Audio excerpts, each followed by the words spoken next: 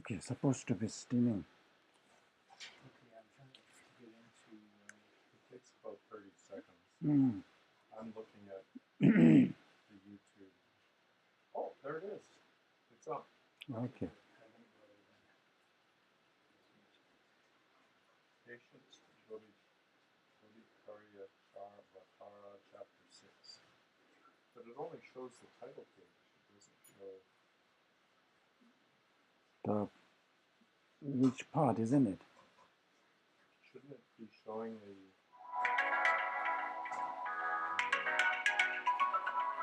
Oh, it's not showing the slides?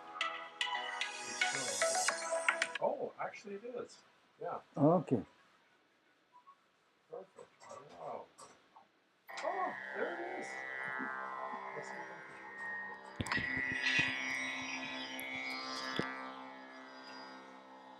Okay, let me go to Washington first.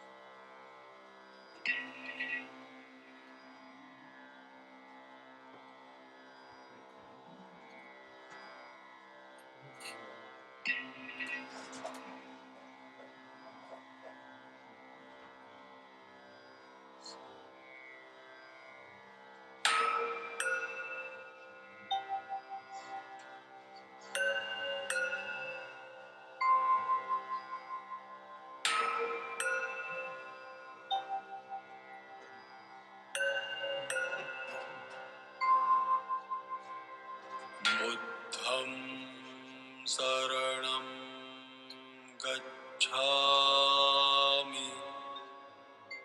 Buddham saranam gacchami. Dhammam saranam gacchami. Dhammam saranam gacchami. Sangham saranam gacchami. Sangham saranam gacchami. Buddham saranam gacchami. Buddham saranam gacchami. Dhammam saranam gacchami. Dhammam saranam gacchami. Sangham saranam gacchami. Sangham saranam gacchami. Buddham saranam gacchami. Buddham saranam gacchami. Dhammam saranam gacchami. Dhammam saranam gacchami. Sangham saranam gacchami. Sangham saranam gacchami.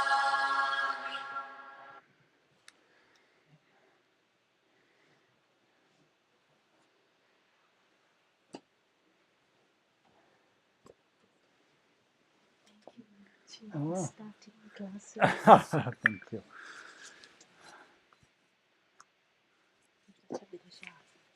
等次嘛。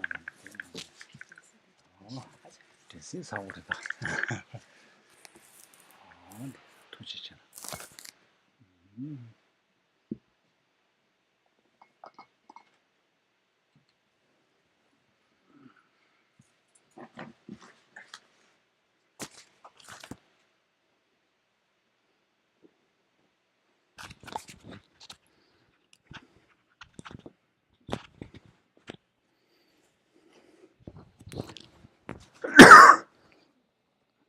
How is the lighting? Can you see the image there? Is the lighting okay?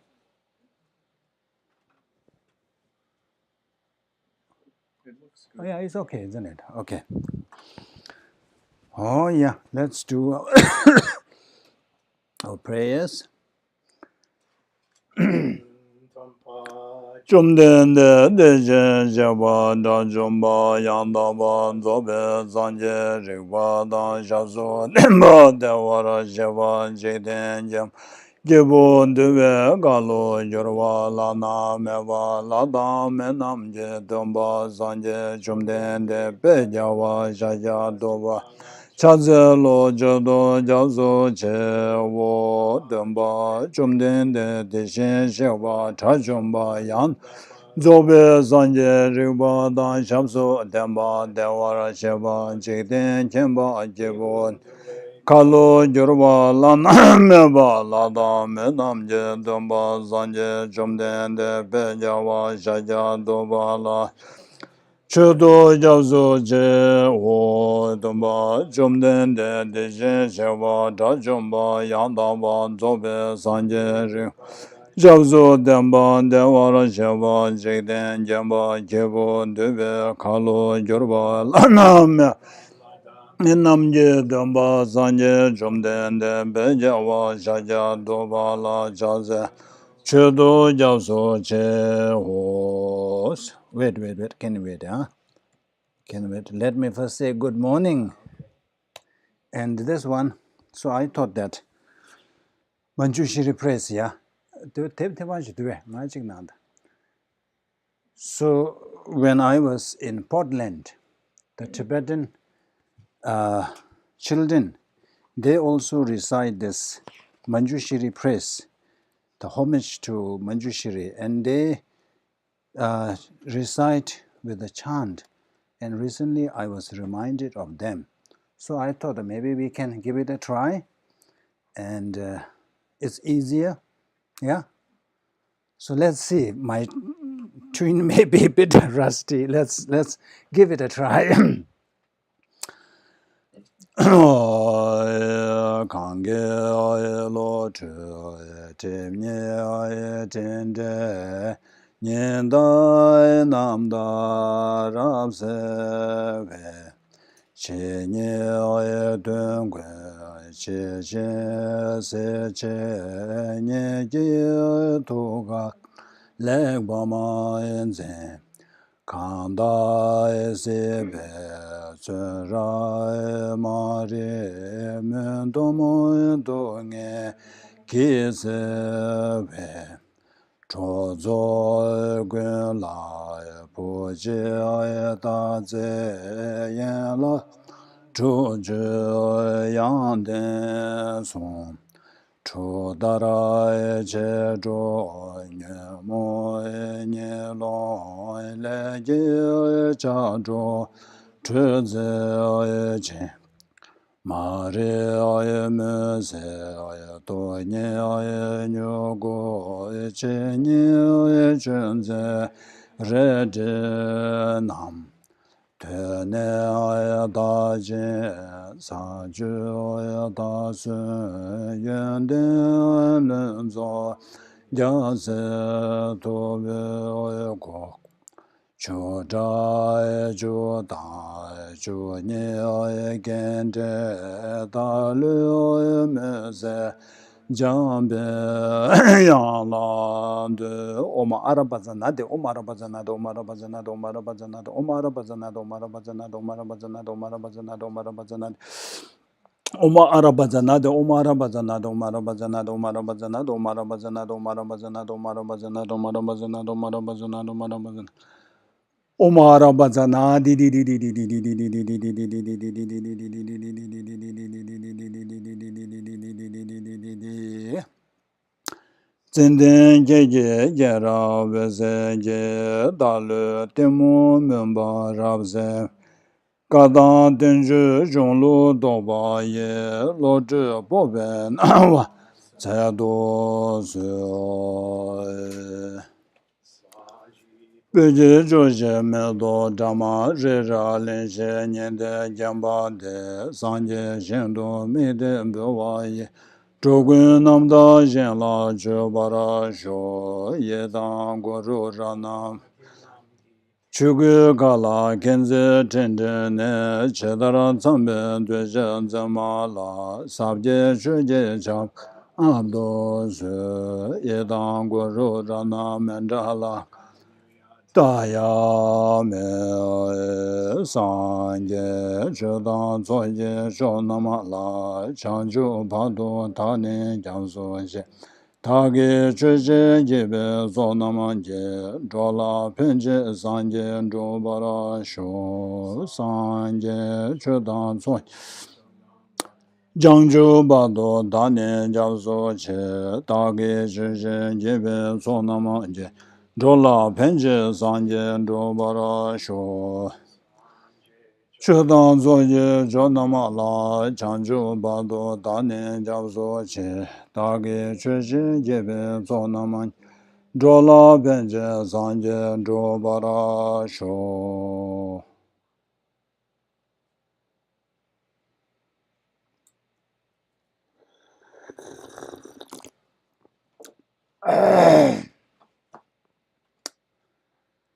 Good morning. Good morning and welcome to the first class of our second semester of the year. So let's begin. Well, let me first thank you for being here. And I see that some are online, but you drove all the way here. So thank you for being here. And I haven't asked this question in a long time. So let me ask you again. Why are you here? That's, I think, a very important question to reflect on. Because Sunday is so precious. Sunday is so precious for everyone, but still, you came here. It's not that you have nothing else to do, nothing better to do. You have so many important things. I can see from Ken Dunn's hand that is busy doing some renovation work. Yeah. But still, we make time to come here. The class is maybe 1.5 hours maximum, but just driving here and going back takes time. But still, you put effort. So the question is why? Why are you here? And those who are online, you are also tuning in. So I'm asking you the same question. Why are you tuning in? So I think no matter whatever we answer, whatever we say, or I want to listen to this talk, I just want to know what is there. Whatever we say, but deep down, we are driven by one motivation. That's what we call the fundamental aspiration. We want to be happy. We are seeking lasting happiness. We are trying to avoid the slightest misery, slightest pain and suffering. So that is the driving force. That drives us here. So now the question is, how can we achieve that? Those who come for classes, those who are tuning into Dharma talks, they already have some conviction that external things does not guarantee the happiness that we seek. We know very well that trying to manipulate the external conditions, trying to fix external conditions, whether it be wealth, acquiring wealth, whether it be chasing after fame, status, we have some understanding that these are not the guarantor, or these do not guarantee lasting happiness. So that's why we think that spiritual study, spiritual practice, that is the one that guarantees happiness. So that's why we are here.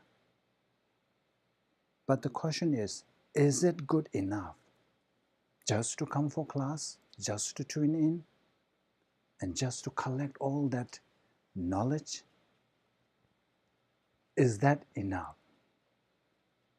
We well know that is not the case. So from Buddhist perspective, we always say that happiness comes from within. You need to bring some transformation within ourselves. Only then we can hope to have that lasting happiness. We can hope to achieve that lasting happiness. Otherwise, no matter how elaborate and how extensive you do, as long as there is no transformation, no matter how many hours you attend classes, no matter how many books you read, no matter how many lectures you listen to online, nothing will happen. We will be the same old stubborn person, same old egoistic person. There will be not even a slightest change. So what Buddhism teaches us is that if we are serious about achieving lasting happiness, then there are two ways to do it. What we call the two-pronged approaches, or two-pronged approach.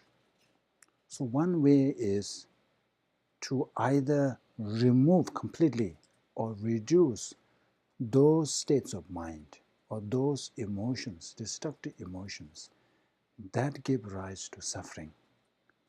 So we need to, on the one hand, we need to bring down those and if possible, completely eradicate.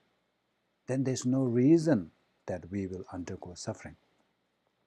On the other hand, we need to bring up, we need to cultivate the qualities or the mental states that give rise to happiness and joy. So that's how we are supposed to do. Without doing either of this, there is no real happiness. It will be a fantasy. All that becomes elusive.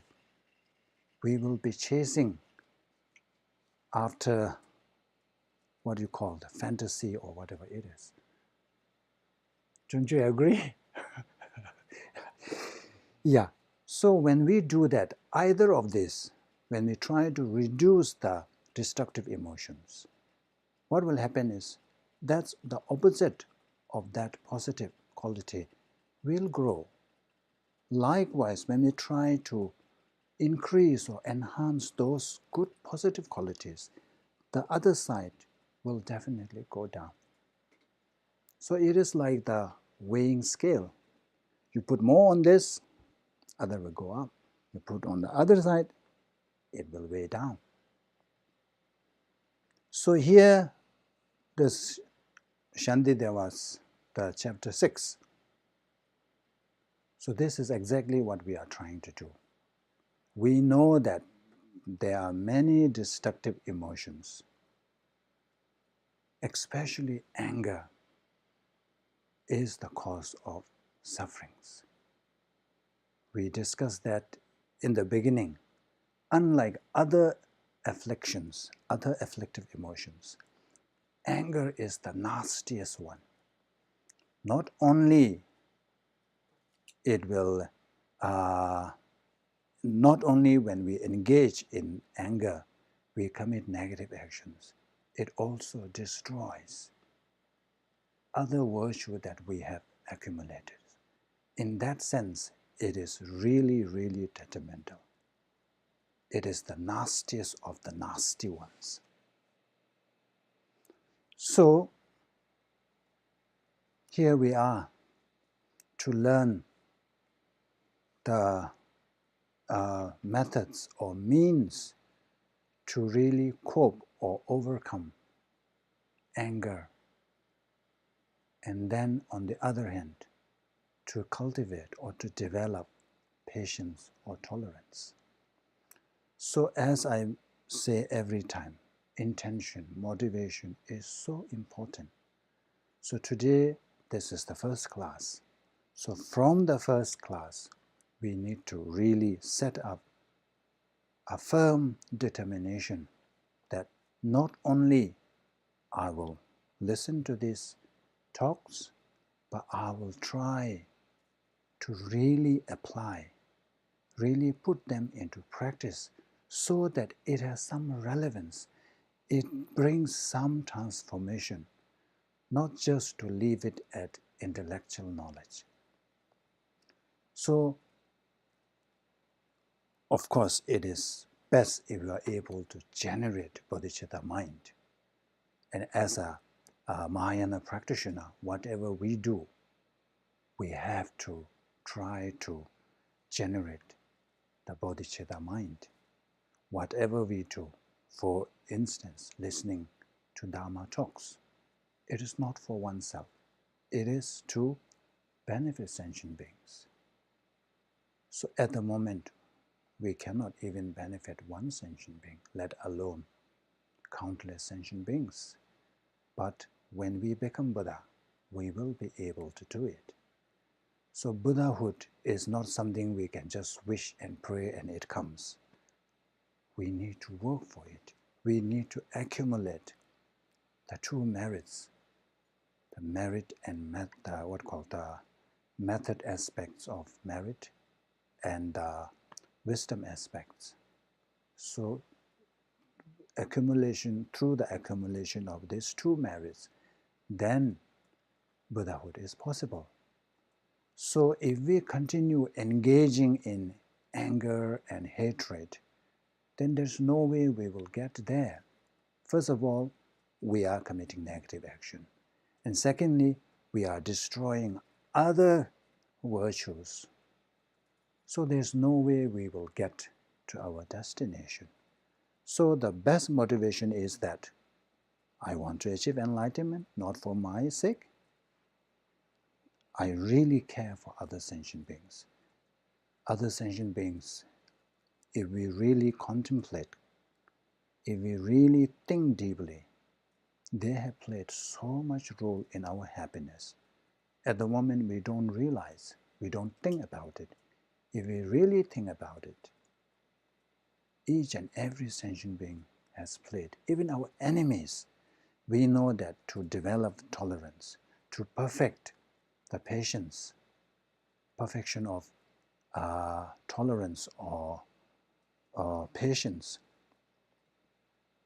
we rely on our enemies. In that sense, even those people whom we consider as our enemies play a huge role in our achieving Buddhahood.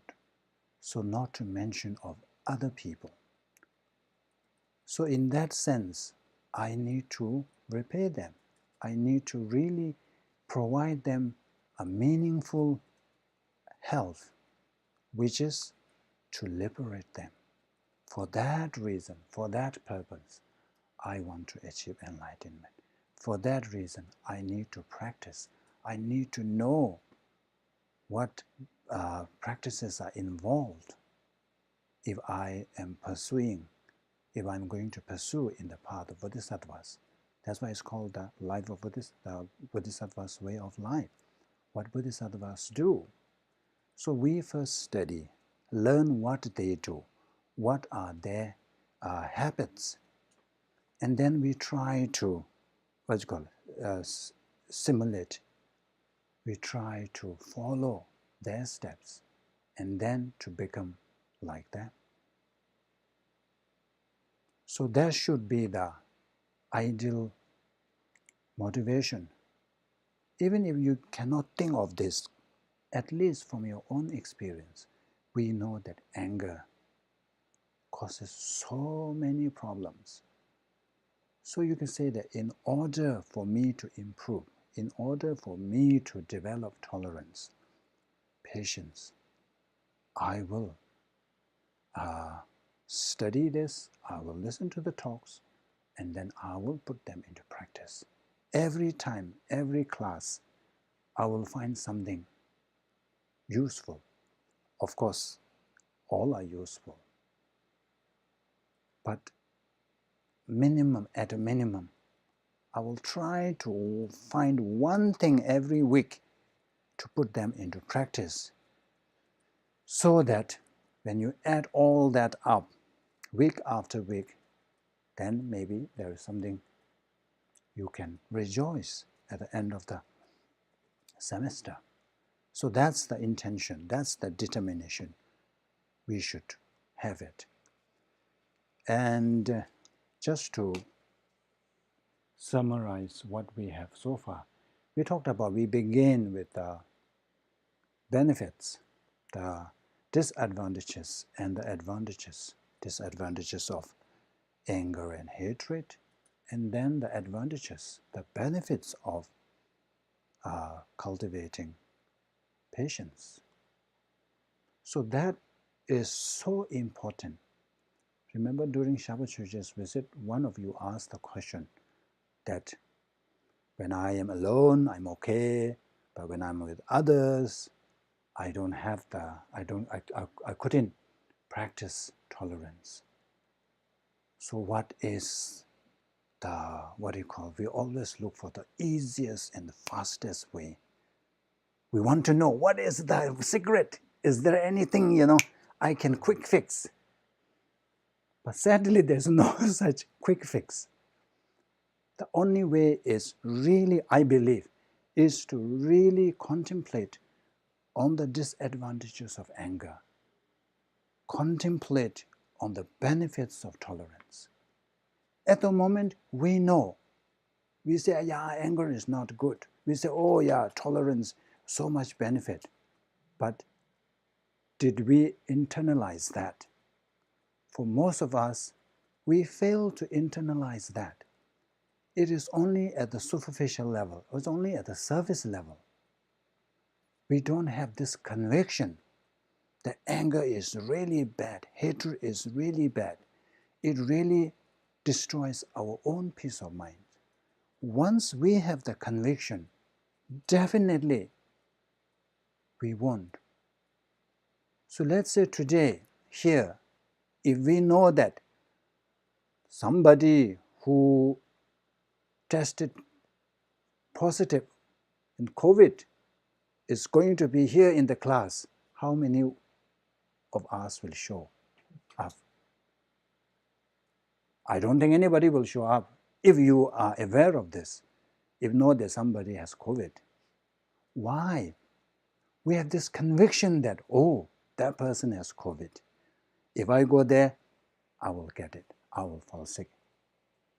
Because we have this conviction, that's why we will take whatever precautions or steps. If you are not really into this, if you don't have that much conviction, then yeah, you may just walk in. So this is same with the anger as well. When we have real conviction that anger is not good, it's really a destructive emotion that we know from our own experience. So now what we have to do is, we have to meditate on it. We have to contemplate, reflect, bring in your own experience. Yeah, the last time when I was angry, this happened. And with this person also happened. So bring all this and then try to remain in that conviction. Yeah, anger is never good. When you have that kind of conviction, then you will be able to generate this resolve, this determination that I will never engage in anger. I will never lose my cool. Of course, even with such determination, there may be occasions, instances where we lose our cool. But what happens is, the difference is, when you have that kind of strong conviction, when this happens, there will be so much regret. You regret so much that you lost your cool. Then what happens is, because of this regret, you will generate even stronger determination that next time I will try not to. I will really work hard not to have that. So that's why it is so important to all the time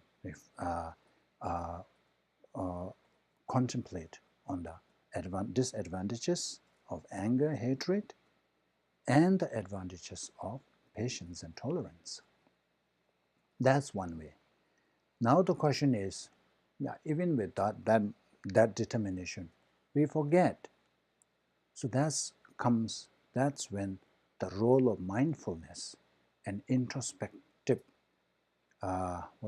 introspective awareness, that comes in, the role.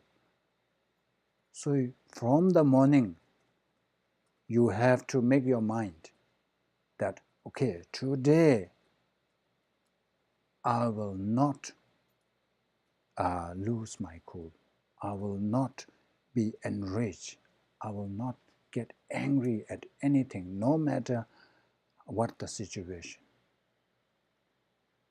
So if you have kind of made that pledge in the morning, that helps. And then during the daytime, then that's where the introspective awareness comes in. Try to see whether such is happening or not, whether anger is arising or not. So I think I mentioned some of the students from Tibetan class, they are using their mobile phone alarm to remind them to watch their mind, to remind them they should be mindful of things. So every 1 hour the alarm goes. So first when I heard that, I was like, what is going on? Every hour is going on. So later I was told that this is how he reminds himself to be mindful, shouldn't be engaging or dwelling in negative thoughts. That's we can do. Set your alarm, or use, if you are a person who receives so many messages, then use that as your alert. So when your phone rings, oh, this is a reminder. So every time you see, before checking, you check your mind and make that determination. Okay, so far so good. I haven't lost my cool. So I will continue. So let's say if you are receiving 10 messages a day, I think we all easily receive, isn't it? More than 10 messages. How wonderful that would be as a reminder. So that's one way we can do. So now, back to our topic. So we begin with reflecting on the pros, or what you call discussing the pros and cons of pros of tolerance and cons of anger. That's what we started. And then we talk about the 3 types of tolerance. And so far, I think we have covered mainly the patience of accepting suffering. Because the circumstances, the causes and conditions that give rise to our anger, some could be due to circumstances, conditions. So we wanted to get something done, but things don't go well. We get sick, we get angry. So all these things, these are, we say that, part and parcel of our life. We live in an imperfect world. So these are expected. It shouldn't surprise us when things don't go our way, because we are imperfect. If we can, if all our wishes go as we wish, then no, why are you here? We don't need to put effort, just wish and then finish. That's the wish fulfilling gem. So this helps. So that's why it says that, especially when it comes to Dharma practice, there are so many things we need to endure. We need to find meaning in this so that we will be able to endure difficulties and challenges. So that's roughly about that tolerance of accepting suffering. And then now we are on what is called the certitude about reality. So generally, certitude reality is really understanding of emptiness, the true reality of the phenomena. But here, what we are saying is, when we get angry at somebody because of the person's action, he said we cannot just look at one side. There may be so many factors at play. If we look through this preconceived lens, then we will only see what we want to see. But instead, we should look from different angles why this is happening. In psychology, I think I mentioned there's a fundamental error attribution error. So that is, let's say somebody cuts into your lane. We get angry and we started to see the person as bad. This person, we started to curse at the person. But if we open up, or maybe if we try to, narrate that circumstances, that event through the circumstances, or maybe he is in a rush, maybe he's getting late for such an important meeting, or maybe somebody died in his house, maybe there's some emergency. That's why he must drive first. The moment you take all this into factor, what happens? You calm down. Your anger disappears because you are not targeting the person. You are not finding the fault in person. You are taking into account the other factors. That helps. So this is all about that. When it comes to the certitude about reality, the patience of certitude of reality is about what are the factors at play. Let me tell you a story. At home, we have been feeding squirrels, rabbits. So there was this squirrel. We have been observing the squirrels. So squirrels, they are not really a social animal. They hardly eat together. One will chase the other one. And then there was this squirrel. The tails are all, the hair, there's so much loss of hair on the tail. Looks like always been getting in fight. So when that squirrel comes, always chases the other ones, no matter whatever they are doing. Even if he or she, I don't know, let's say she has food there, but she will still chase the other away. So we were a bit annoyed by that and started to chase that away. And then later we realized that it's a mama, it's a mother. So when we realize that it's the mother, whole perspective, our look at that squirrel change. So then we started to, come, mama, we're trying to feed the mama. Because we thought, oh, you must be so hungry. That's why fighting so hard for the food. So you see the relevance here. When you are able to see other perspectives, other factors, then you are no longer that angry. So when somebody says something else and you are very angry at that, so if you are able to consider the other factors, why he is doing this, maybe this and this and this and this. So when you look from the overall picture, then you are not so much, your anger is not so spotlighted at the person. Because if you are angry at this one, you should be also angry at the other factors. They all play the same role. So that's what Shantideva is trying to say. When we get angry, these things are at play. So we shouldn't be single, what do you call, what do you call that? Single-handed, or we are not, what was the one? Picking that person, singling out, yeah.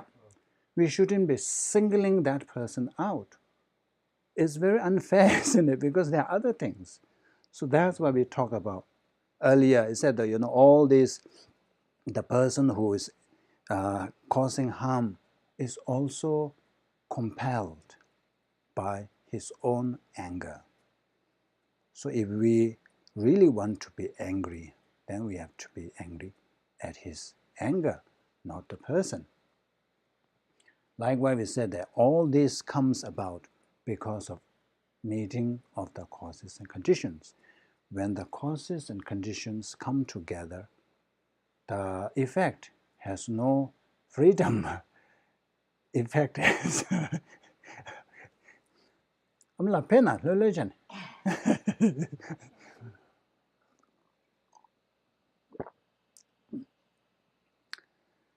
So this is the last verse we covered.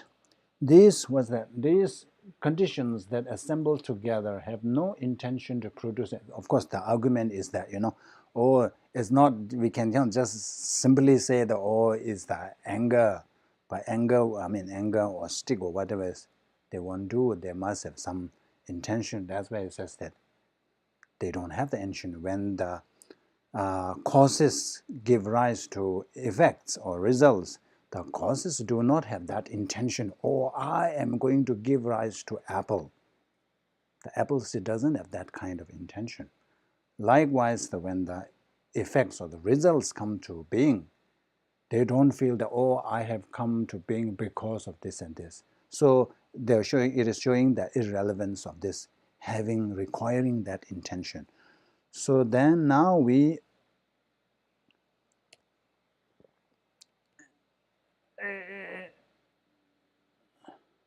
okay. So this is today's first stanza.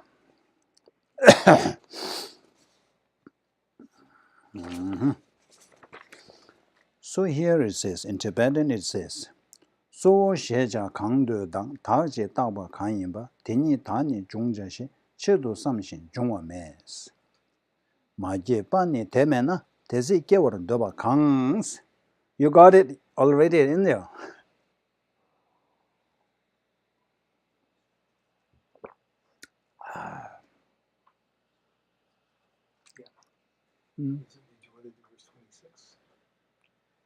We already did that, didn't we? Verse 26. Huh? Oh yeah, it's okay. What happens is, this is the perfect. 26 is missing, isn't it? Is it? 26 is missing. I think it's not that we really miss it. It's the numbering. Because earlier, when you follow the commentary, some have like 1.5 stanza in there, 1 stanza and 2 lines.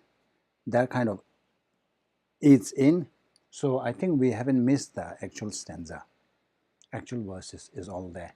Anyway, I'll go back and check, but I'm pretty sure. So anyway, so this one, I followed the commentary. So commentary follow, it changes. And then I thought that, I better come back to this verse from the translation so that if you want to follow, you will see.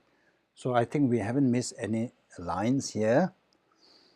So anyway, here, this is now, what does it say? That which is asserted as primal substance and that which is imputed as a self, since they are unproduced, do not arise after having purposefully thought, thought I shall arise in order to cause harm. So this first raises the caution or doubt. So far we have been saying that the result has no autonomous, autonomy, no freedom, no independence. It is all under the control of causes and conditions. So if the causes and conditions are there, then the result is bound to come. So there is, it is all under the the force of causes condition coming together. So here, what Shantideva has been saying, that there is no autonomous autonomy or independence when it comes to producing something. So then the non-Buddhist schools, they talked about what is called the primal substance.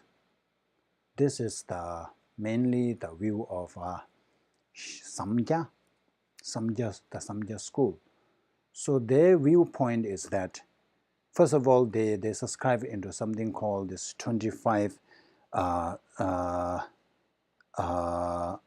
reality, or 25 items or things. So it is all function within that. So then they have something called primal substance. So primal substance is like the creator, but it doesn't have any soul. So they won't say it's a God. Some believe in creator God, but they won't say it's a God. But everything is created by this. But this is, in their view, it has no mind. It is the creator of everything. All what we see and all these are manifestation of primal substance. And then there is something called the I, the self imputed. What is called? There's a name for that. In Tibetan we call Tashiri Kikibu.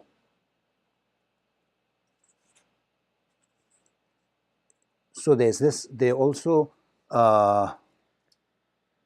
imputed this self, which is part of the 25.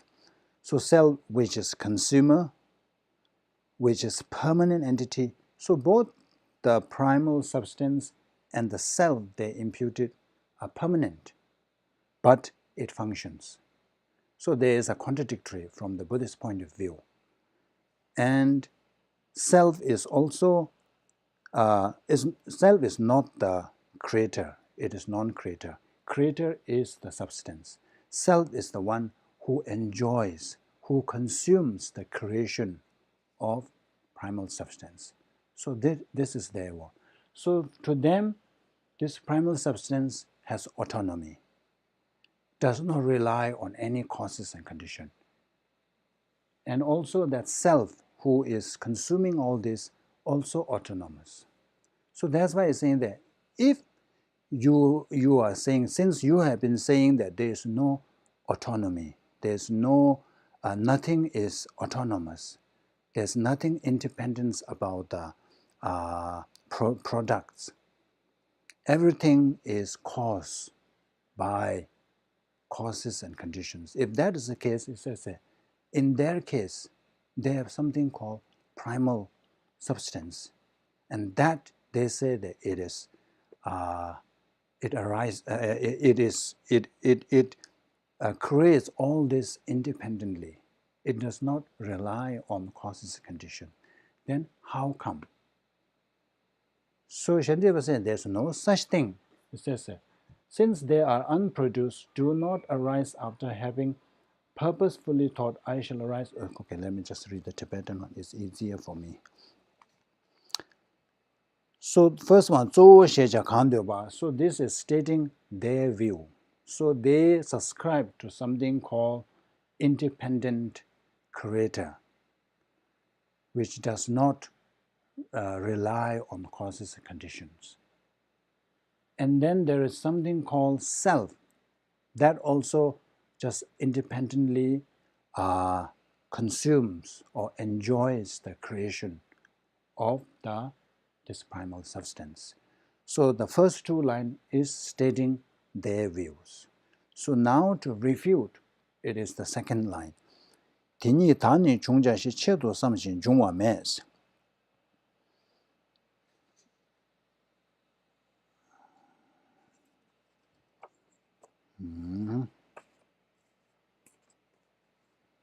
Where is my note? Tini tani chungja shi chedo samshin jungwa mes. So there are different ways to interpret these lines. So just last night, I came across a commentary. Wow, it's just this one stanza. It has almost 20 pages. So after reading for, I don't know, 5-6 pages, I had enough. So I thought, oh no, I'm not going to continue reading that. It is so confusing. So anyway, here, basically what it's saying is, there is no such thing as primal substance. There's no such thing as independent self. What you imputed, there is no such thing. So the example given is that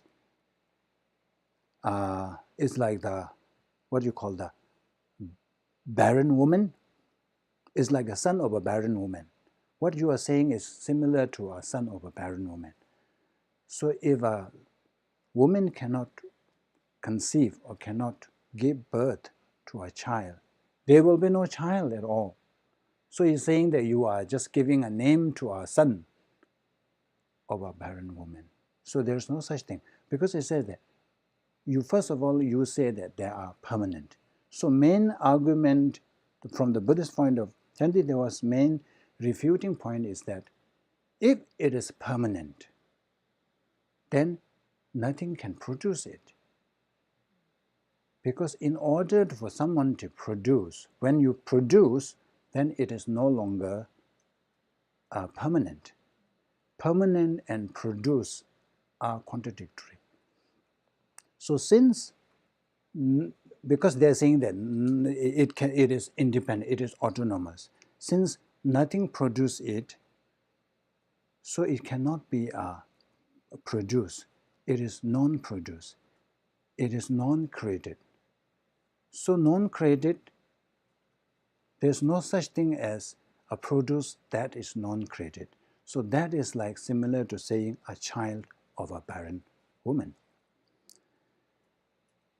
And likewise, and that which is imputed as self, there is also no such thing as a person, independent person, who does not rely, anyway we will come later, that enjoys all that, is not dependent on the causes. So the problem here is, they say that they are produced, but they say that they are permanent. So these two are contradictory. So on the one hand, it looks like they are attacking their views with the premise, with the Buddhist premise. For the Buddhists, if it is produced, it has to be like this. If it's permanent, it has to be like this. So that's why Tani Deni Jungjashi Chedo Samshin Jungame. So since there are permanents, they are unproduced, do not arise after having purposefully thought, I shall arise. So no matter how often, how many times you try to think that, oh, I want to, what's that? Arise, I shall arise. But when there is no causes and conditions, nothing will arise, no matter how many times you imagine this. And more so because you are saying that these are unproduced. So how could there be such a thought to that I shall produce? That's I think is the way. So then the second one is maje pani temena tezi kyawar doba kang. If they are unproduced and non-existence, then whatever wish they have to produce will not exist. Maji pani temenas.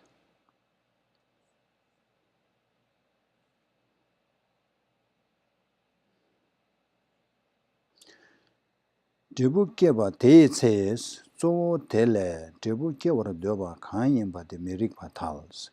Maji pani temenas. So the main here, the refutation, the main point here is that it is not produced, it is unproduced. So if it is not produced, then it is non-existence. Kiwa dobas, so tini maiki be shiris, kyabata rani maiki bani, debu kiwa mebe shir. So the primal substance cannot produce anything, cannot produce the things that the self enjoys, because both of them, self is non-existence, and even the one that self you imputed, that kind of self is non-existence.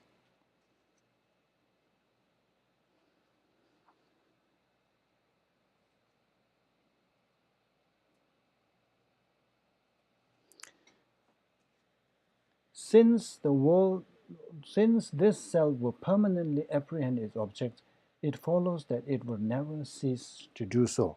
So this is a very good reason here.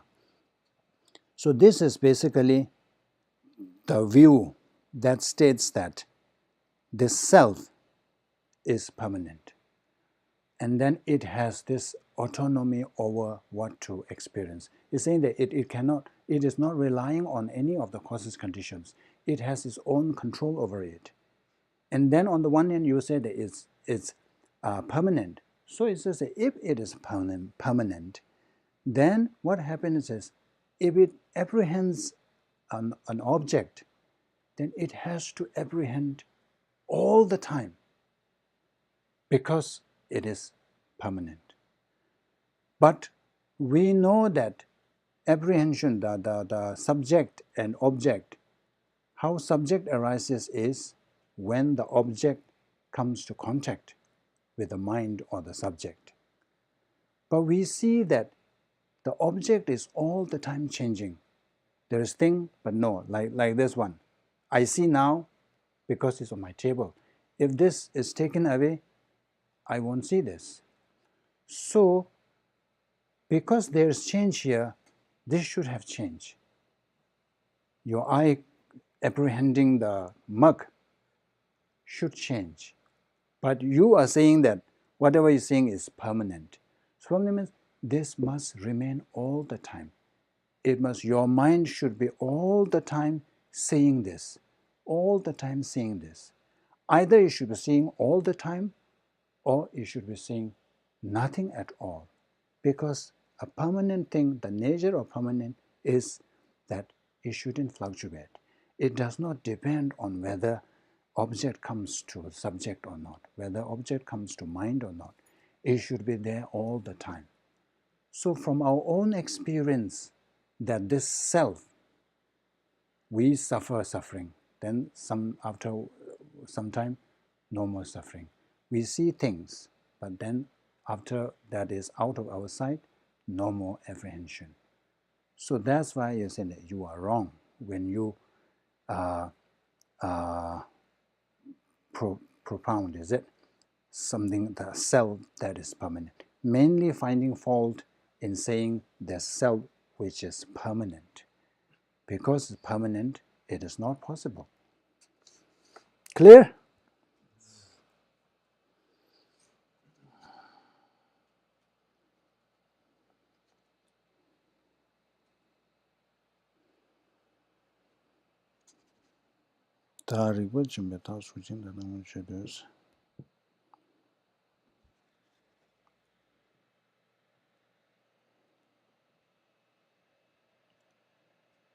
Could permanently apprehend is okay, we covered this. So now furthermore, if the self were permanent, down. Chide tade tangna ni kashin cheba mebra nguns. Kashin cheba mebara means, what does it say? Kashin cheba me. So this is another view, is another school called, I don't know how to even say this, Mayayika school, the Mayayika school. So that's also another school. But that also is a very strange stand. They will say that like self is all about the I, self is permanent, but functioning or it is produced, I don't know what that, we call it ngobo, tangwe, it is a matter. So there is contradictory in their views. So here is saying that, so now trying to refute this school's view. So you are saying that there is this something called self, which is permanent. So if it is a permanent, then it is like the unproduced space. So in Buddhism, we talk about permanent and impermanent. So when all the time when we ask the example of impermanence, it is always that unproduced space.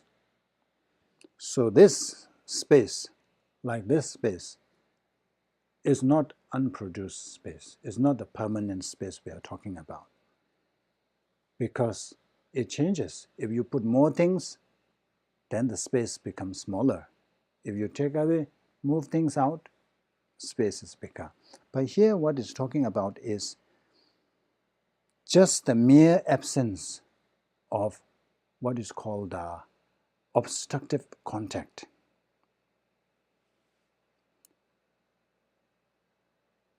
So there's this space, the unproduced space is just an absence. So there's no touch, no obstruction. So just that absence, I don't know how to explain that. Just that mere absence is called unproduced space. So he said, normally for impermanence, it has to be devoid of the three characteristics, which is arising, enduring, and ceasing. So all impermanent things have this. All the produced things have this. Arises first, and then it endures, it lasts for a while, and then finally it ceases. But when it comes to permanent, it is devoid of these characteristics. First of all, there's no arising. Secondly, there's no enduring because nothing has arisen. And then there's no such thing as ceasing. It will be there permanently. So since you are saying that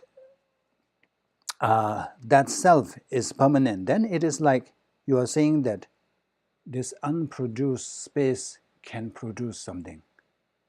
It will never, because it's permanent. From the Buddhist point of view, if something that produces, it must be permanent. It has to be permanent. And then the next line, so even if we meet with other conditions, how could its unchanging be affected? So they say, oh, no, we are not saying that, in nature it is impermanent, but this cannot produce anything by itself. But when it comes to condition, when it meets the, what you call the other conditions, when it comes to the causes, we have this causal, substance cause, and then contributory cause. We talk about two things, yeah? Substantial cause and contributory cause. So like seed is the substance cause, whereas the water, fertilizer, all these are contributory causes. So he's saying that even though the nature itself is permanent, it may not produce anything, but when it comes or when it meets with the contributory causes, then it produces. So you're saying that the fact that it is permanent there is no chance, no occasion, no instances of meeting with contributory causes. Even if meets with contributory causes, it will never have any effect. It cannot bring any harm or benefit because it is permanent. Nothing can make any changes. So that is it. How could its unchanging be affected? Because it is unchanging. How can it affect that? No matter, if you say the seed is permanent, then no matter how diligently we water it, how many times we bring out to the sun, he's saying that there will be no effect. It won't change because the causes and conditions are supposed to bring changes to that so that it will changes into something else. That's how the causes and conditions, causes and effects work. But if you are still saying it's permanent, then there's no way. Oh, it's already our break time. Okay, let's break. Here we go. So these schools are basically saying, if you're a sentient being, you'll always be a sentient being. You can never become a Buddha because you're permanently a sentient being. Yeah. So why they are saying all this, they have to say this is because of this when it comes to identifying I. Because to them is like the I has to be permanent. Because otherwise, when you die, to them is like I die. I kind of stops here. Then who is the one that goes to the next life? And if I do virtue, who gets it? If I keep changing, it kind of ceases. But we say that I is actually just a label given to your aggravates. So most for us, when you die, our consciousness goes, and there's this I there. But to them, it's like they need to have something solid there. Otherwise, no. So you are right. If you hold that kind of view, then it's like, then how can you explain that this changes? Yeah, permanent suffering. Yeah. Okay, let's have a break and then we can continue.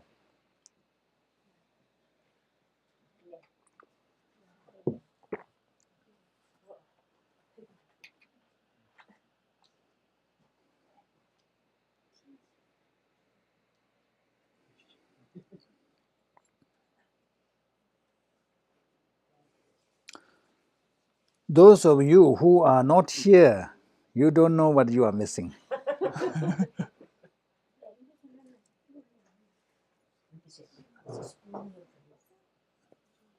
Okay. Oh, thank you. The difference in the clock. Online is about 21 seconds behind. There's a delay because YouTube uses that to buffer these. Oh, 这是这样。出个月，它有这。 You're the Ken Dan who Yeah. the savior of all things for Well, Rinpoche. no, it's the Kens. There's two of us, and I'm the one Ken, the Ken D, and then the Ken T. Did I introduce you to my my godmother? Oh, your godmother. From Malaysia. Oh, yes. Yeah, I'm sorry. Hello. Have your tea. Have you enjoy your tea. Yes, both of us. Ken is an engineer also, and we both have red hair. We both have glasses. The list goes on, but I think we But are both different. nice. No nasty and nice. Both nice. No. We have different approaches though to some things. So we discovered this. So when you ask for Ken, you have to say, is it the Ken with the glasses or the red or the engineer? Rinpoche just calls us the Kens. That gets both of us. In fact, Cashling had quite a few people. There was 2 Brians, 2 Kens, 2 Marys. I think there's been, yeah, been a lot of shared names. Yeah, over the years, like 10, 15 years. We have 2 Diana. We have 2 Diana. Princess Diana. Yeah.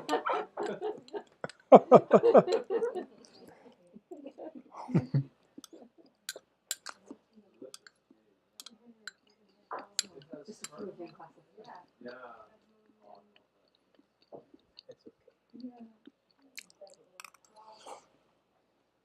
There was some confusion whether wasn't sure And the next episode. I have not. Hmm.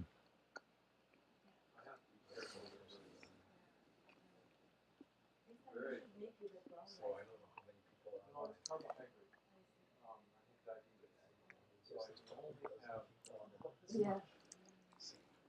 It's interesting. I was talking to Carol.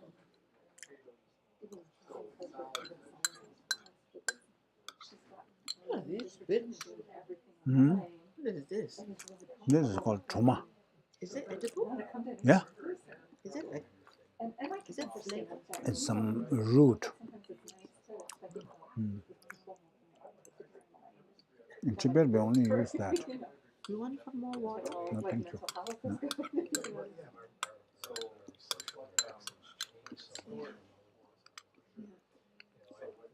These schools are funny, yeah. I mean, it's sort of almost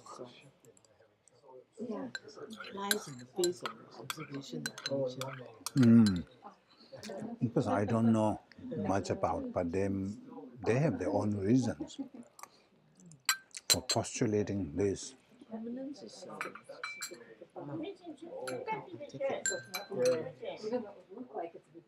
Lo, me to say, not to go around to say.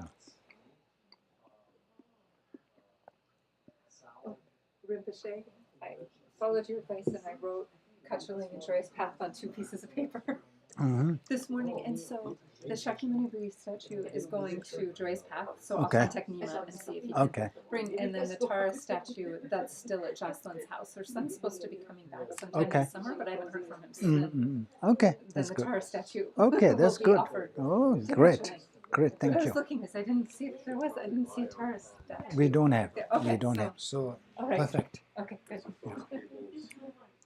And also, when I sat down here today and saw those red flowers, right before the pandemic started, I ordered some white silk flowers to bring here, and then class was canceled. And when I sat down today, I said, they're just still in the package. I haven't done anything with them, so I'll try to remember to bring them. Okay. And 2 weeks from now, we can add. Yeah. Yes. So, PowerPoint is interesting. You can also have videos too. Oh, 충분히 되지잖아.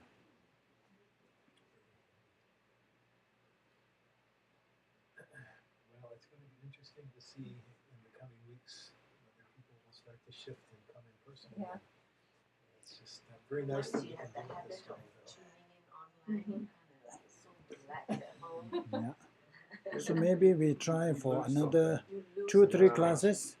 So the number is very low. Maybe we continue just online. Oh, It saves time for all of us, isn't it? I think it's wonderful to do this in person, even if some people can't.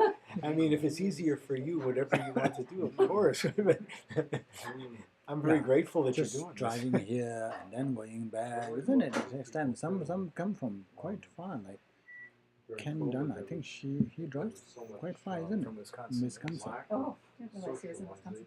Mm. Well, We will see yes. if the number dwindles. If it turns out to be you and me, okay, then I can always come over to your house. yeah, you can come to my house if you really want to be in person, isn't it? That's true. Yeah, it's just 10-15 minutes. Good idea. Yes, but we have a few people who I think are going to come. So it's nice to have the mixture. Some people just are not well enough. Okay. We will see. We will keep monitoring. I mean, I think it's nice to come in person, but obviously, yeah, if it's more convenient for you to do from home, then Yeah, I don't know. Today, yeah, of course, it's the first class, so you all feel, oh, it's very nice, meet people. But continuously, I don't know, even, I met him yesterday, last week.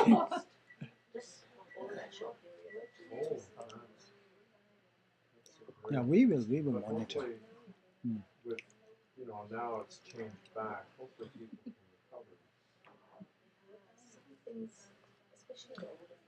We should see if we can implement a 2-minute warning timer on this so people know to come and sit down.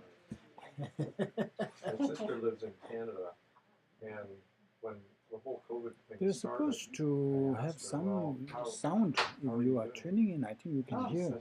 oh, so then it's not just listening to conversation. I don't know. You can still hear us, she was actually happy. but it's okay. We are not She's talking also a any teacher, top secret so national. really happy not to be in the classroom, to just have it teach online now. So it's funny how, all these different circumstances. We don't mind for some FBI people, listening it's not so in bad. our conversation, isn't it? I'm sorry, what? We don't mind FBI Oh, listening. No, hopefully not. We don't mind FBI. Oh, right. Okay. Yeah, they're supposed to have some music. Yeah, you can mute, but Right. Yeah. no, there should be a mute button. That's just the speaker. One of the Sangha members, Bonnie Jean, There should be a mute button. That's just the she's speaker. really susceptible to COVID. So I offered to ride, but That's funny how it's about 20 seconds she's behind. so worried. And she's worried of infecting other people. So I was think that there was some Rinpoche live and thinking semi-live. Yeah. Girl, 5 or 6, she wanted to have a place to isolate It's really picking up. actually getting that in her life right now.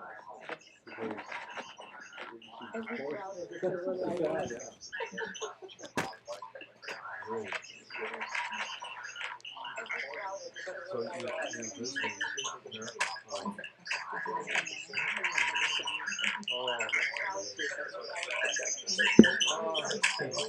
I'd like to hear the story of this girl.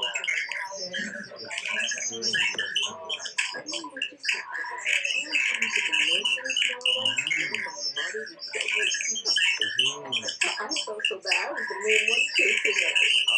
Oh my God. Let the others have a chance to eat. Until Right. one day. Perspective changes. Yeah. Just one thing, our mind changes. Yeah, it's very true. With driving in traffic, I use the thought that these people that cut me off, they're my children. And so then, they have to go to the God and say, no, go ahead. More forgiving. Yeah, I've really struggled with that though, because it's really, So often. yeah, Minnesota also. I thought people were sort of, things are not so congested here. People were better tempered here, but you still see it. Still see it, yeah. And I've driven in Boston too, which is really bad, but it's more or less how many people are driving on the road. The more people, the more frustration. Whereas if you're in the country, there's much fewer people, and the drivers tend to be more relaxed. So it kind of goes with the congestion.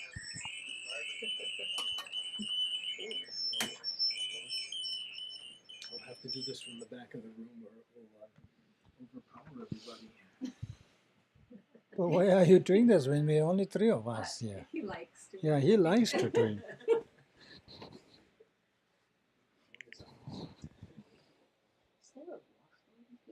Yeah, it's this one.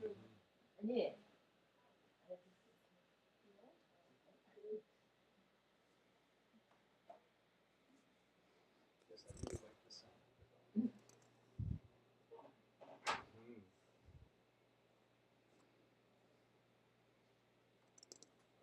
30 seconds. Unless Rinpoche figures out how to do it automatically. It's nice having a timer. That's okay. Okay. I do like the sound. And where do you live in Wisconsin? I didn't realize. Oh, it's an apartment. We were actually going to What town in Wisconsin? Somerset. Where is that? That's kind of, you know where Hudson is? Yeah. It's a little bit, well, actually Highway 36, they built a new bridge. Yeah. If you follow that almost to New Richmond, Okay, so how long does it take you to drive here? 40 minutes. Okay, oh, that's It's not less too than bad. I would have thought. Okay. Yeah, yeah. Because I connect with the 494. Yeah.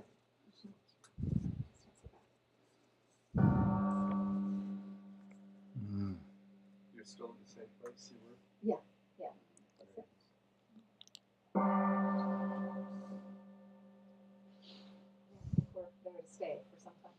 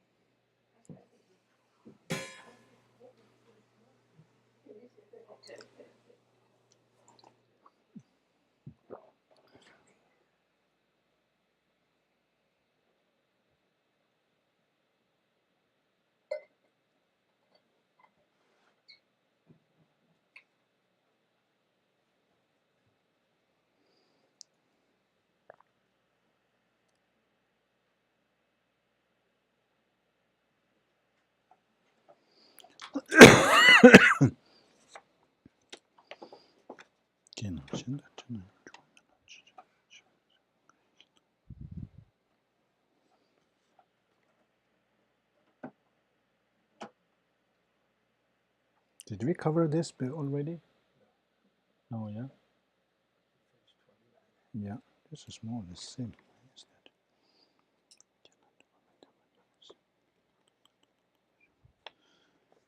So the earlier one is that,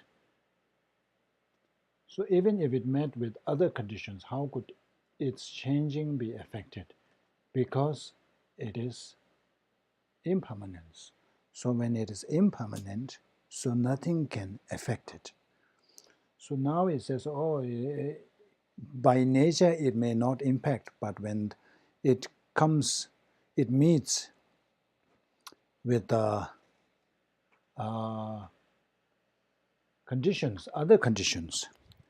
Kenam shenda tena yang yuwa mela chi char yu, chebe tsenyang nguenshi na chebe tela chi shik chas.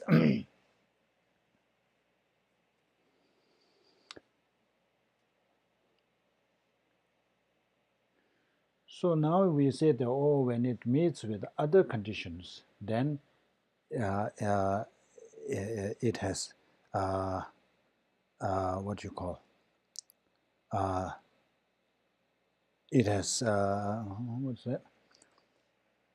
Kenam shendan tena yang yuwa melas. Even if it meets with other conditions, it says that there won't be any change. Yuwa mela chichar yus. It remains as before because it is unchanging nature. If it's unchanging nature, no matter whatever it is associated or whatever it meets, there will be no impact, no influence. Chebe senyang nguenshi na chebe tela chishi yus.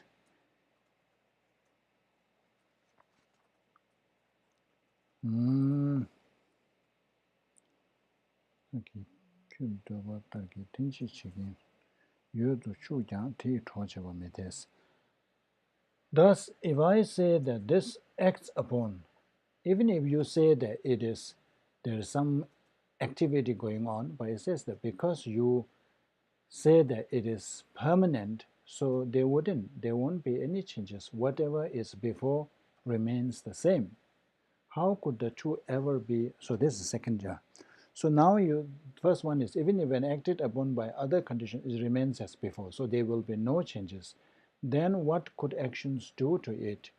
Thus, if I say that this acts upon, so now he says that, oh, there's no change in the nature itself. The relationship is something different.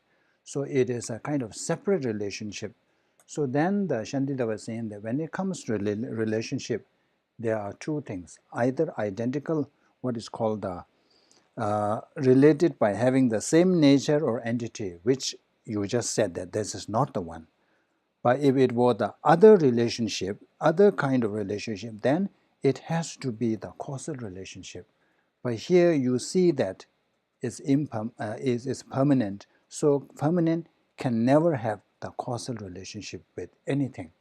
So whatever you say, basically saying that because of your standpoint, your view, your postulation that this self is permanent, because of that you cannot talk about other causal relationship, other relationship. It has to be causal, but there is no causal when it comes to permanent things. So this is like the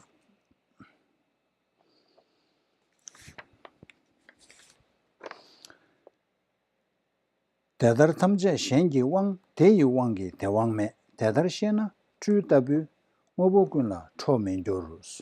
So now after all the refutation, so Shantideva is kind of getting, pointing, what do you call, the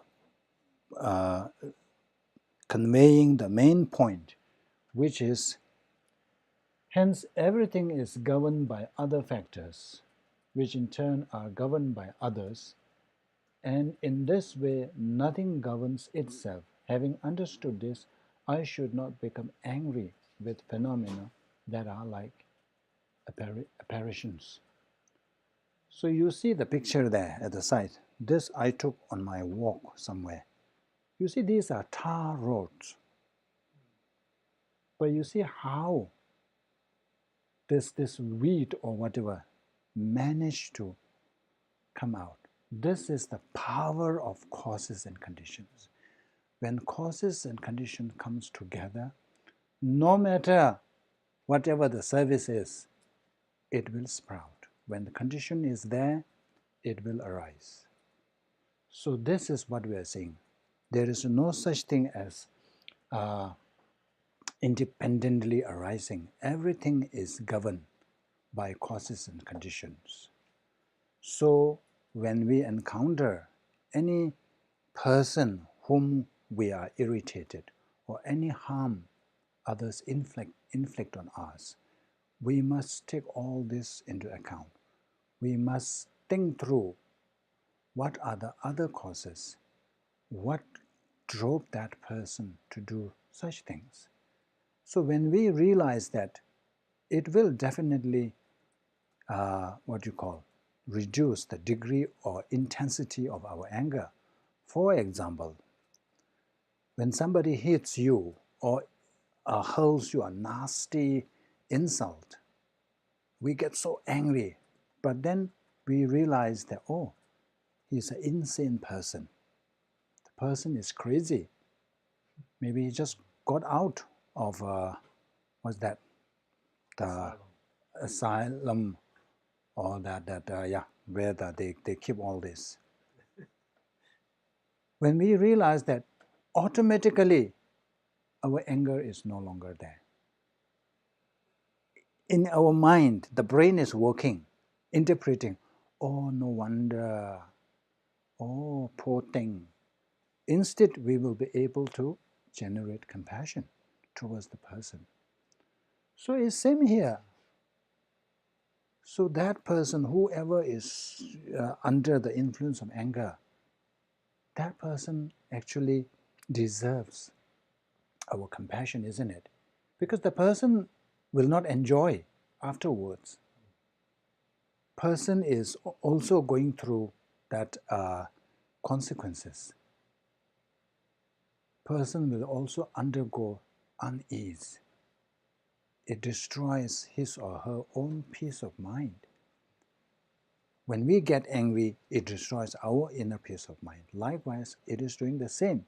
So when we are able to think in that way, then we won't be so, our anger won't be so intense. So this is the whole thing. So now when we go back, when we are out of the classroom, that's when we should be thinking.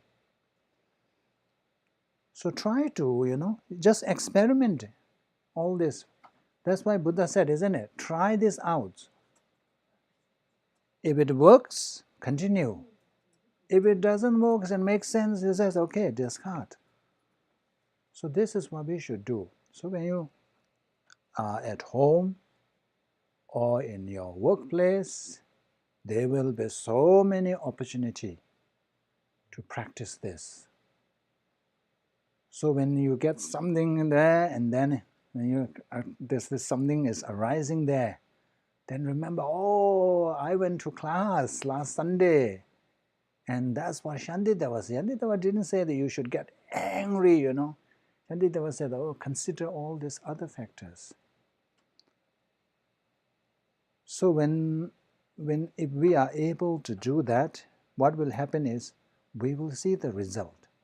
We will see its effectiveness. We will see its impact. And then we will be encouraged. We will be inspired to do more application. So that's homework, assignment.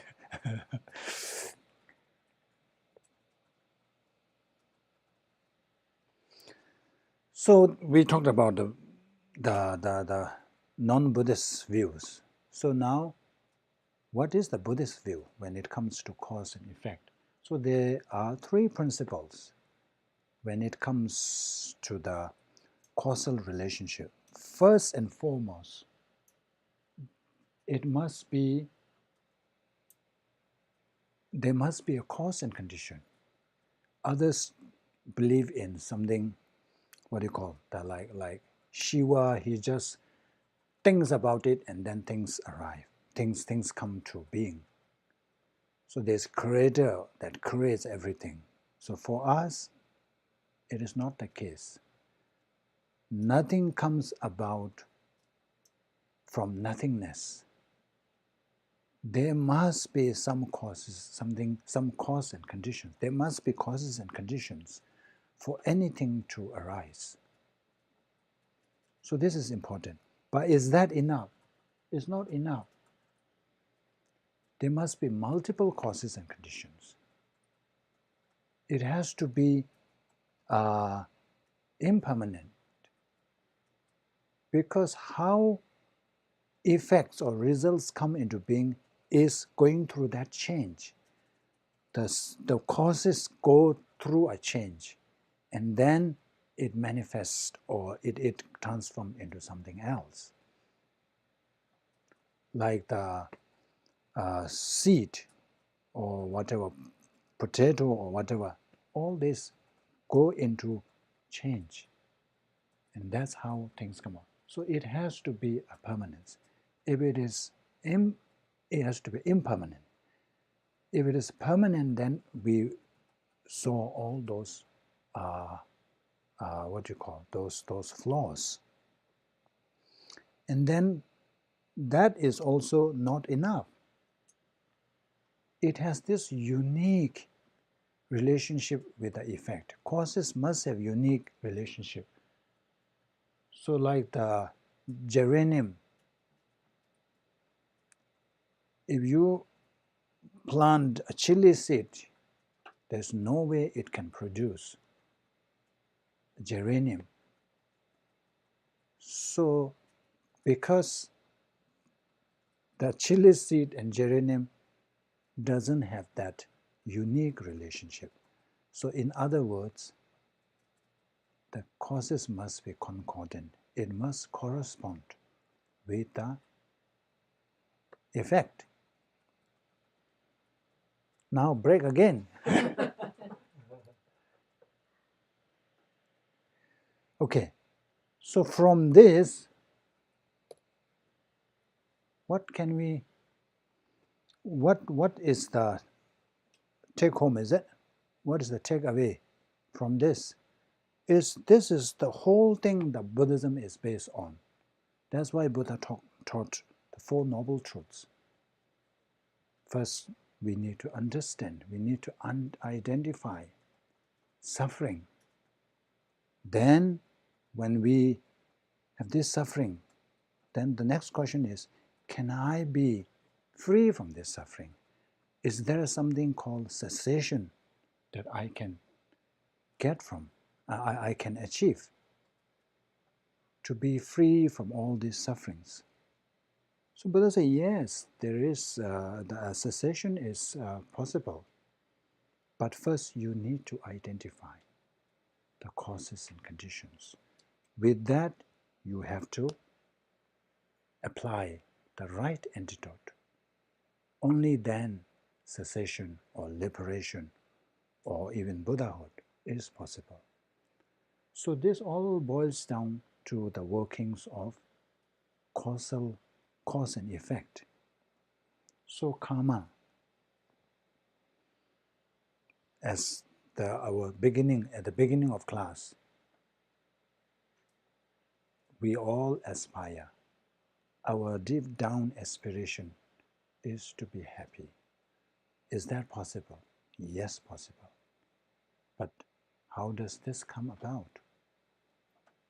Can this happen from nothingness? It does not. It requires causes and conditions. Then is any causes and condition can give rise to happiness? No. Causes must correspond. For us, why we have been in this cycle, despite our wishing for happiness, most of the time we end up experiencing suffering, misery. It's because we do the opposite. We wish for happiness, but what do? We diligently cultivate the causes and conditions that give rise to suffering and pain. We want to have happiness, but we destroy all these causes and conditions. So no way, in Tibetan we call Yunde Godok, it's going the opposite way. You want the sun here, you are cold, you want the sun here, but you are going in the west or somewhere where the sun is setting. There's no sun there. If you want sunlight, isn't it? You have to go to where the sun is. If you go the opposite way, nowhere you will have that sunlight, that warmth. So likewise, we need to engage in the abandoning of the negative karma and the cultivation of positive karma. So that is also very much dependent on our conviction level. That's the same with the anger and tolerance that we discussed earlier. We know all this. Yeah, good karma give rise to good results, happiness, joy, pleasant experiences. Negative karma give rise to those negative experiences, undesirable experiences. But what do? We continue engaging in negative. What does this suggest is that the conviction is not there. Even though we say, we know, we hear, we read, yeah, karma, oh, positive karma, all this, no conviction. If we have conviction, what will happen is we will never ever engage in or commit negative karma. Even the tiniest virtue, we will really put effort. Because we have this conviction that karma, the positive action, no matter how small it is, it has the potential to give rise to happy experiences. And that's what we want. And even likewise, the tiniest negative karma has the potential to destroy our peace of mind, has the capacity to give rise to unhappy experiences. So if we have that conviction, we will never ever.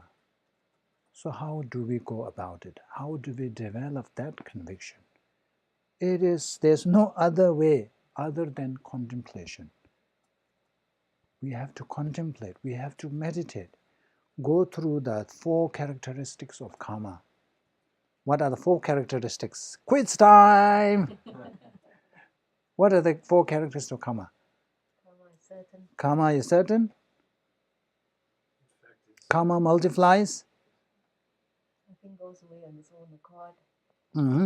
Karma that is not created will not experience bear results. And karma once created will go away. So these are the 4. So you reflect on this again and again and again. Then what happens is you will arrive. You will gain that conviction, and then you will be a changed person. Wow, this person, he used to be this and this and that. Now he is not that person. That's what we wanted, isn't it? That's the whole purpose. Yes, agree? May I share a story about Rinpoche? Sure. When I visited Rinpoche one time at the monastery, we had got into a jeep, and the jeep was parked in some car park area. So when we drove out, there was a quarrel between the car park attendant and the jeep driver on the amount to be paid. The jeep driver jumped out of the car, of the jeep, and there was going to be a punch-up. You know, they were really like in each other's face. And Rinpoche climbed out of the jeep and sandwiched himself between the 2 men, to my horror, you know. And but somehow that seemed to break the flow of anger. It's like the anger lost its fuel because of the intervention. And then, so I was just curious what was going on in your mind. I mean, it's so dangerous, you know, 2 big guys really about to punch up, you know, and there you were sandwiching yourself in between. What were you thinking? So there was nothing, what do you call, extraordinary or anything admirable there, because I know the Indian habits well. Indians, we say, barking dog never bites. Maybe I know them well. But no real fight. Oh, I don't know. They It's bite. convincing to me. I don't know. I don't know. But that's, I don't think, nothing. But that gap, I think, kind of let them cool down somehow.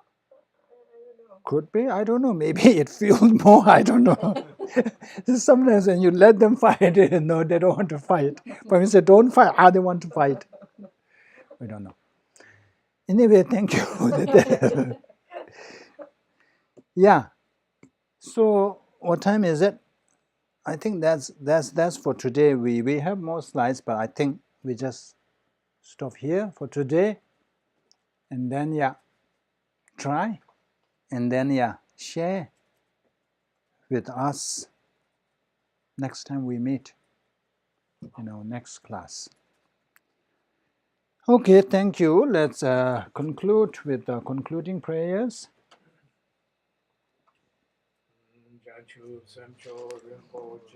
Maje bana genjo je jeba nyeba meba ya gone gondo bewara sho kuze rabden je namgara jele jojo jeba da lozan dembe deme zazumunje jowe meze dando ne juro je Korwe Shengamzo, Bendan Dewa Malu Jungwe Ne, Chenre Zewan Tenzin Jazo Ye, Jabe Sede Bado Denjuro Che, Chedara Kemba Dan Kundo Zambo Deyan Denjendo, Teta Gunge Jesu Dalo Je Gyawa Deda Damje Rabdo Ngo Tuzon Jebe Gyawa Tamje Je Ngowa Gala Jodo Ngaba De Dage Gewe Zawa De Gunja Zangbo Jeje Rabdo Ngoba Yes.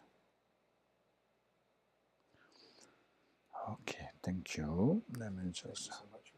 Thank you, thank you. Could you bring a Tasha video? May, everyone. Thank you. Could you bring a video of your squirrels? Oh, we may have video. Oh wow.